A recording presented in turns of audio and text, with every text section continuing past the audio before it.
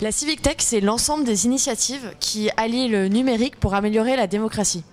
C'est un collectif, et alors là, ça ne se limite plus seulement au numérique, à l'innovation liée au numérique, mais vraiment à toutes les questions d'innovation démocratique sur la réforme du vote, la façon dont on peut faire mieux participer les citoyens, comment on intègre les publics les plus éloignés de la politique dans des participations, dans la participation par exemple. Pour en revenir à cette question, c'est vraiment toutes les initiatives qui utilisent le numérique, qui utilisent la chaise n'était pas bien calée, qui utilisent le numérique pour améliorer la démocratie.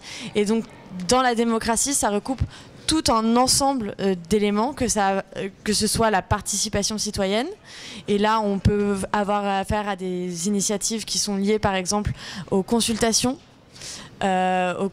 publiques, comme Cap Collectif ou Démocratie OS, qui sont des plateformes qui se déploient auprès d'entreprises ou de collectivités ou d'administrations publiques et qui permettent de recueillir les propositions des citoyens liées à un thème précis.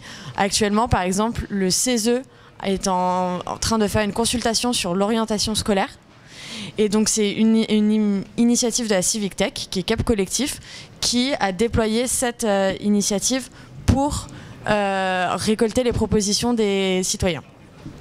À côté de ça, on a aussi des initiatives qui sont plus proches des médias et qui sont vraiment des initiatives qui cherchent à diffuser de l'information la plus neutre et la plus objective possible pour permettre aux citoyens d'être informés, de pouvoir se faire une opinion sur des thèmes du débat public.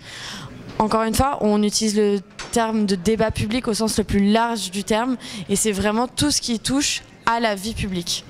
Que ce soit l'économie, les questions sociétales, les questions constitutionnelles, les questions de droit. Tous ces éléments-là. Et donc Vox fait partie de ces initiatives-là. Vox, donc, qui est l'entreprise pour laquelle je travaille, c'est un chatbot qui cherche à réconcilier les jeunes avec le débat public. Ce dont on s'est rendu compte, malgré des chiffres très impressionnant sur l'abstention des jeunes, par exemple, donc 70% des jeunes qui n'ont pas voté aux élections législatives. On se rend compte aussi, à travers diverses études, que les jeunes sont très intéressés par le débat public et souhaiteraient avoir un impact sur le débat public, mais ne savent pas comment faire. Il y a eu un sondage, une étude qui a été menée par le Parlement européen l'année dernière, qui montrait que 74% des jeunes étaient intéressés par la chose publique, voulaient avoir un impact dessus, mais ne savaient pas comment faire. Vox, on se positionne exactement pour accompagner les jeunes dans leur engagement dans la vie civique. Comment ça se passe ? On produit des contenus d'information, alors que ce soit des vidéos, que ce soit des articles, que ce soit des infographies, pour justement permettre aux jeunes de mieux comprendre des enjeux complexes du débat public. Par exemple, une de nos vidéos qui a le mieux fonctionné et qui a eu plusieurs milliers de vues, c'est une vidéo de 2 minutes qui explique comment fonctionne la dette publique. En fait, quand on arrête quelqu'un dans la rue et qu'on lui dit pourquoi la dette publique c'est un problème, il y a très peu de gens qui sont capables de vraiment répondre de manière constructive et de manière cohérente sur pourquoi c'est un problème. Le but, nous, c'est donc d'être là et d'accompagner les jeunes pour mieux comprendre la vie publique. À côté de ça, on travaille aussi avec l'ensemble des acteurs qui sont liés au débat public, donc que ce soit les entreprises, que ce soit les administrations publiques, que ce soit les collectivités locales, pour justement les accompagner eux dans leur démarche de communication et pour être plus pédagogiques auprès des publics qu'ils ont du mal à toucher. Et d'une manière générale, pour en revenir à la question de cette table ronde qui est est-ce que la Civic Tech va pouvoir rénover la démocratie et comment est-ce que le numérique peut être utile à la démocratie. Ce qui est intéressant, c'est qu'à aucun moment, aucun des acteurs, bien qu'ils aient des visions différentes de la démocratie et des attentes des citoyens vis-à-vis de la démocratie, bien qu'il y ait plein d'initiatives différentes, le but est quand même d'apporter une facilitation de la démocratie et pas justement de tout renverser et de vouloir tout rénover. Le but, c'est vraiment d'apporter une pierre à l'édifice et de montrer comment on pourrait améliorer la relation entre les citoyens et les élus, améliorer la relation entre les citoyens et les administrations grâce au numérique. Voilà. Est-ce que vous avez des questions? Pas du tout. Je sais qu'il fait très froid.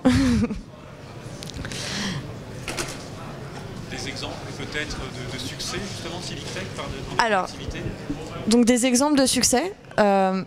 Un des très beaux succès de la CivicTech, ça a été la consultation sur la République numérique qui a été menée par Axel Lemaire lors du mandat de François Hollande.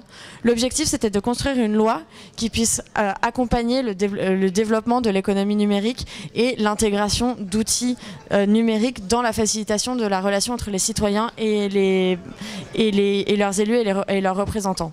Et dans ce cadre-là, donc une initiative de démocratie ouverte qui s'appelle Cap Collectif a déployé une plateforme sur laquelle on a pu recueillir les propositions des citoyens pour amender le texte de loi qui avait été écrit au préalable par le ministère et ensuite les intégrer dans le débat parlementaire. Et en fait, le grand succès, c'est qu'il y a eu 2 amendements qui ont été adoptés, qui étaient des amendements citoyens, qui avaient été proposés par des citoyens et qui derrière ont été portés par des députés.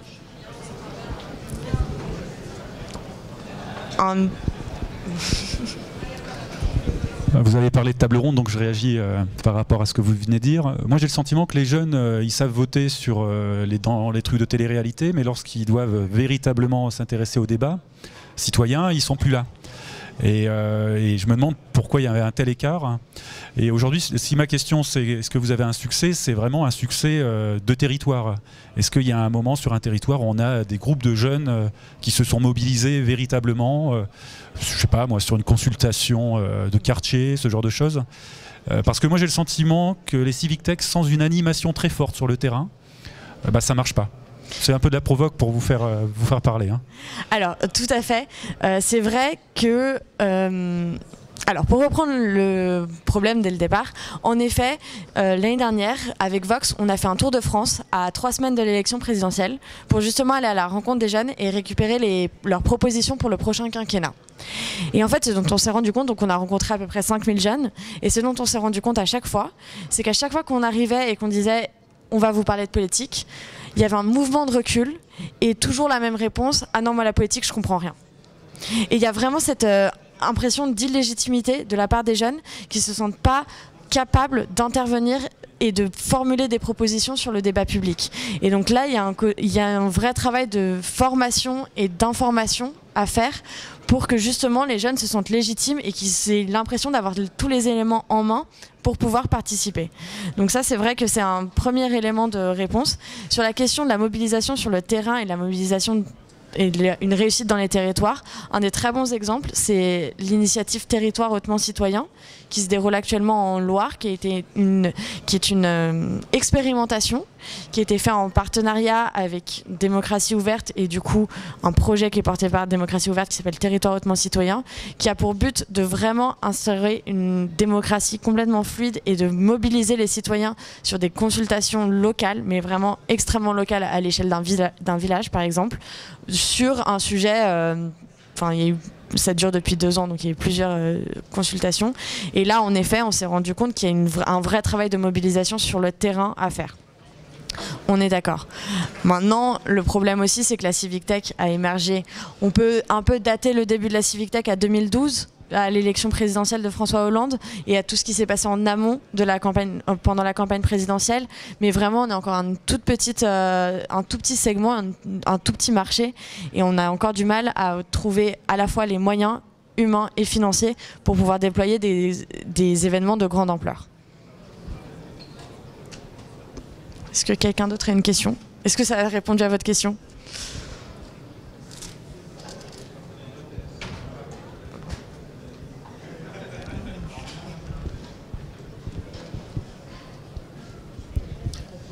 Merci. Alors, oui, c'est pour rebondir sur les événements. qui peuvent peut-être aussi rassembler des initiatives de Civic Tech. Juste, je crois qu'il y a un truc qui se fait à Lille dans pas longtemps, qui sont les rencontres de la participation. C'est les rencontres nationales. Je profite juste pour... Enfin, je suis pas lillois, hein, je fais pas du tout la pub de Lille, mais voilà, je pense qu'il y aura pas mal aussi d'initiatives et qui seront présentées à cette occasion.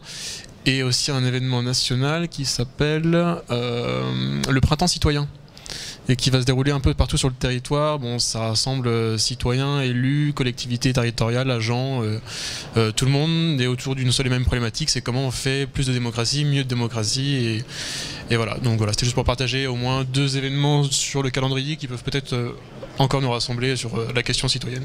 Tout à fait. Et l'événement à Lille sur la participation citoyenne, c'est vraiment un des créneaux sur lesquels la Civic Tech s'est le plus positionnée, parce que c'est là où on a le plus d'apports en fait avec les solutions numériques pour justement intervenir et pour faciliter un débat entre citoyens et élus ou administration, différents acteurs publics. On a tendance, et encore une fois c'est la question que vous me posiez, mais c'est une réalité, c'est qu'on est très centré sur les grandes villes et les grandes métropoles, et c'est vrai qu'on a énormément de mal à s'implanter sur des territoires ruraux. Il y a un enjeu de fracture numérique évidemment, et aussi un enjeu de déploiement de moyens humains qu'on n'est pas capable de déployer aujourd'hui. Et le second, c'est vraiment sur l'aspect des moyens financiers, où en fait c'est comme je le disais avant, on a un secteur qui est encore très jeune et on a encore beaucoup de mal à trouver des moyens et des business models qui permettent une pérennisation de nos activités sur le très long terme. Donc aujourd'hui, on commence un peu à structurer. C'est assez intéressant de voir émerger des business models assez différents pour des initiatives qui se ressemblent un peu quand même. Mais on a quand même cet enjeu d'avoir besoin d'argent. Et l'autre enjeu qui est toujours lié à cette question des moyens financiers, c'est le fait que les Civic Tech se positionnent en général comme en retrait des partis politiques, en retrait des administrations publiques, et vraiment à ne pas vouloir prendre parti sur des enjeux ou sur des questions de société. Et du coup, ça nous freine aussi et ça nous demande une grande indépendance. Et cette indépendance, on en a besoin dans la construction de nos business models. Voilà. Oui, c'est également pour compléter un des enjeux. Il y a effectivement la question des moyens qui sont autour de la Civic Tech, de moyens d'organisation, moyens humains, moyens financiers. Et il y a aussi peut-être aussi une question de ne pas confondre aussi la fin avec les moyens. C'est-à-dire que souvent le numérique est perçu comme un peu magique. C'est-à-dire que il y a un peu le mythe de parce qu'on fait participer à travers le numérique, en fait la démarche est forcément bonne.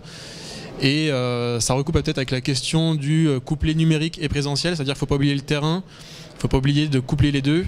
Et voilà, simplement dire que y a l'outil, mais qui ne doit pas prendre le pas sur la méthodologie et sur l'objectif politique qu'il y a derrière, tout en restant non partisan. Pas en allant sur des logiques de parti et de prise de position, mais aller aussi chercher les citoyens où ils sont, parce qu'il y a aussi des gens, il y a des fractures, la fracture numérique, il y a des territoires qui sont complètement vierges aussi, et pourtant il y a des citoyens aussi là-bas. Et aussi des gens qui n'ont pas forcément la volonté d'aller sur une plateforme numérique pour participer. Ces gens-là, il faut bien les retrouver quelque part aussi. Et il y a vraiment un enjeu aussi d'aller chercher des publics là où ils ne participent pas vraiment, parce qu'il y a beaucoup aussi cet effet de Civic Tech qui est vécu dans les grandes villes par des populations plutôt jeunes, qui ont fait des études aussi parfois. Enfin, il y a un profil sociologique aussi qui est attribué aux gens qui participent, et c'est un réel enjeu d'aller chercher aussi les gens qui sont hors du profil un peu préétabli qui marche bien pour la Civic Tech.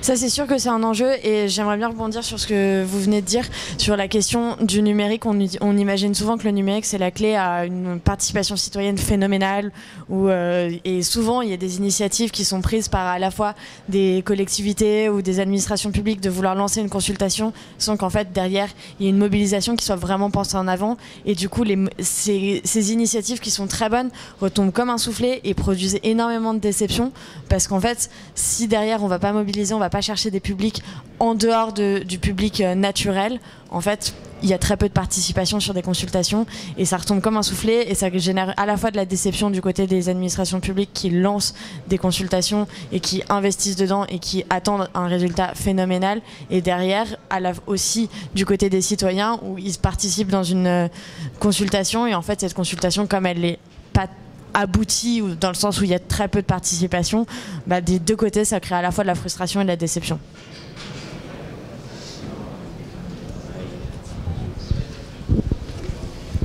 Alors je suis désolé, je sais pas si vous en avez parlé, mais donc je regardais, il y avait les Vox Academy. Oui. Du coup, je voudrais en savoir plus. Est-ce que c'est quelque chose de en ligne, ou est-ce que vous allez directement voir les jeunes, ou voilà, juste en savoir plus en fait. Ah bah ok. Donc typiquement, pour coupler le côté digital et le côté numérique et le côté présentiel, Vox, on est présent en ligne sur les réseaux sociaux, via notre chatbot qui s'appelle le VoxBot, mais aussi exactement comme vous le disiez, on estime que le numérique c'est pas une fin en soi, que le digital c'est pas une fin en soi, et du coup on organise aussi des événements dans la vraie vie, parce qu'on part du principe que si on veut réconcilier les jeunes avec la politique, si on va pas les chercher directement là où ils sont, donc c'est pour ça qu'on organise des événements dans des bars ou dans des universités ou sur des campus. On ne réintégrera pas la politique dans la vie quotidienne et vraiment pousser les gens à reparler de politique. Donc la Vox Academy, c'est 3 choses. On organise des ateliers, on a une communauté de bénévoles qui se déploie dans toute la France pour organiser des ateliers en dehors de Paris, étant donné que nos équipes sont basées à Paris. Et on intervient aussi dans les lycées et dans les BTS et dans les universités pour former à la fois les étudiants à repérer des fake news et à lire les médias et à décrypter l'information, et aussi pour les relégitimiser dans leur position d'acteurs citoyens. Donc voilà, donc c'est ça. Et au final, est-ce que c'est pas remplacer les cours d'éducation civique on intervient pendant les cours d'éducation civique. Donc c'est complètement c'est pas le but. Le but n'est pas de remplacer les cours d'éducation civique, mais c'est d'apporter une brique aux cours d'éducation civique, en effet. Merci.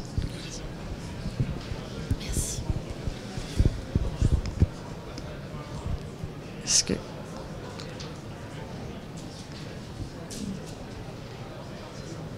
Vous avez une question ?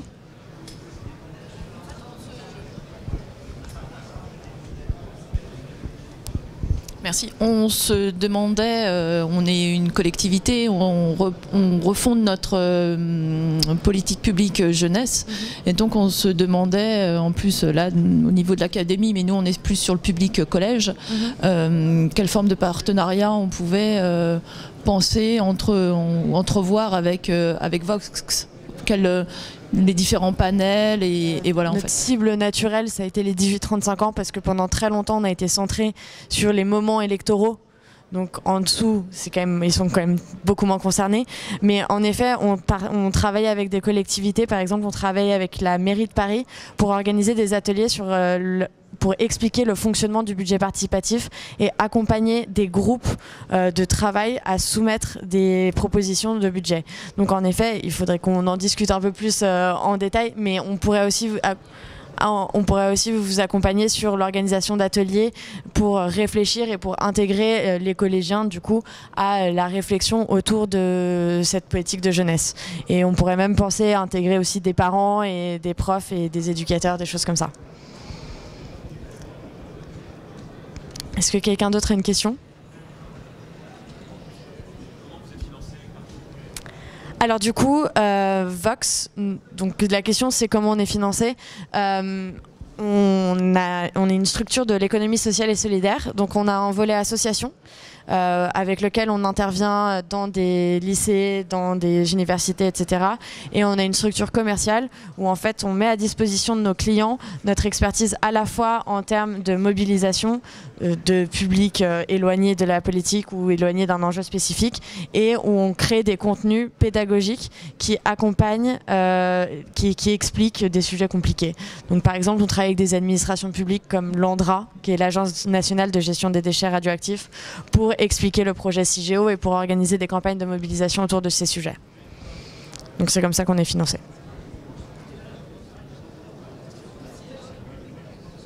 Est-ce que quelqu'un d'autre a une question ?